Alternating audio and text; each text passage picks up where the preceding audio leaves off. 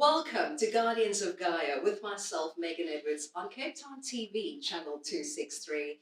If you just walked in, you've joined the only South African environmental show where we focus primarily on solutions and alternatives to the energy crisis, as well as the climate change crisis in South Africa. We also see how many communities are doing their part in their fight against climate change, each in their own way. So last week, we looked at the energy crisis in South Africa and also the relationship between Eskom and Kuburg and their positioning in the conversation. We looked at load shedding, nuclear waste, and even the politics around it. This week, though, is part two of that two-part special, where we look at better ways to better our relationship with energy, and also we look at many solutions toward this energy crisis. Now, Eskom contributes to 42% of greenhouse gases in South Africa, although it provides 95% of all electricity in this country. Even so, we still face so many energy insecurities, load shedding, and many illegal electrical connections, which has also claimed the lives of many.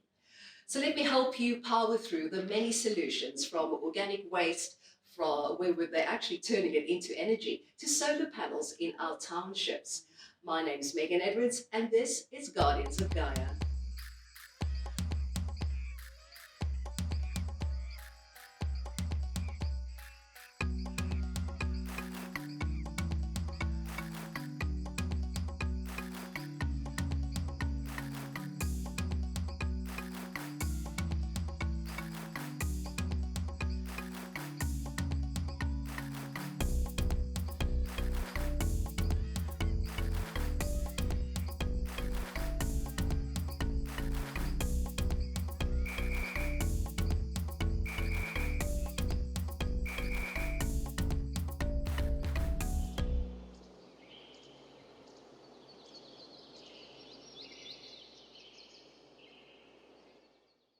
If you or someone you know is actively doing their part against the fight to climate change, or maybe you wish for us to come and tackle a very specific environmental issue in your community, then please email us at gog@capetowntv.org.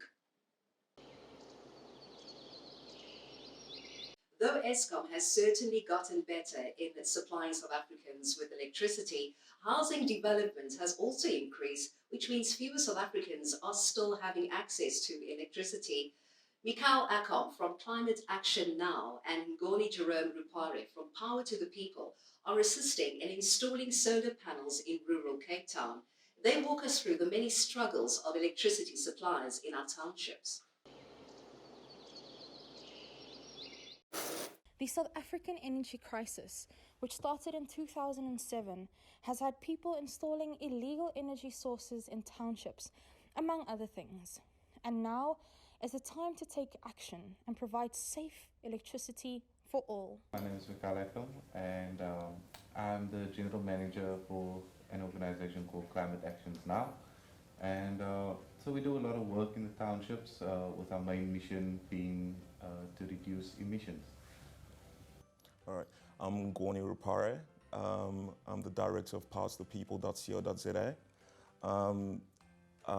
What my company specializes in is providing solar solutions to various communities and businesses. While South African townships are suffering from unsafe electrical infrastructures, Mikhail and Jerome are here to talk us through the main issues, but more specifically, how to fix them. Yes, so currently the situation in informal areas is that most electricity is supplied via illegal connections, which leads to a lot of deaths via electrocution through the tapping into substations or power lines. So that's the situation in most of our townships, and this also leads to electrocution through open connections. It leads to shack fires in some occasions as well.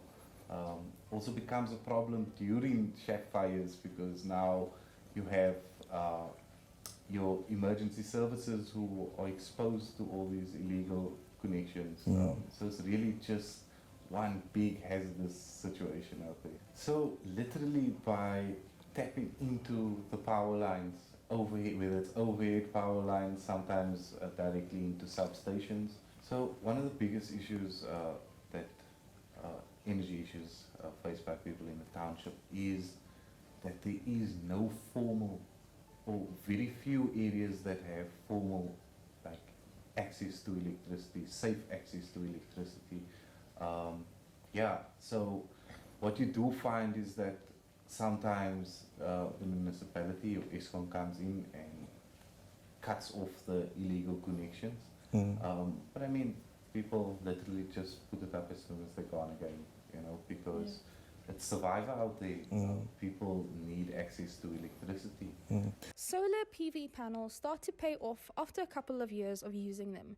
This is a great way to leave a green footprint on our planet and save a lot of money in the process. I think it comes down to migration, people looking for jobs coming from different parts of South Africa, maybe considering if we look at how rapidly Caliche is expanding, every few years it's so different, and it's the demand for jobs and people moving to bigger cities, and that in turn actually increases the demand for electricity. We're not an energy company per se. We're only advocates for green energy.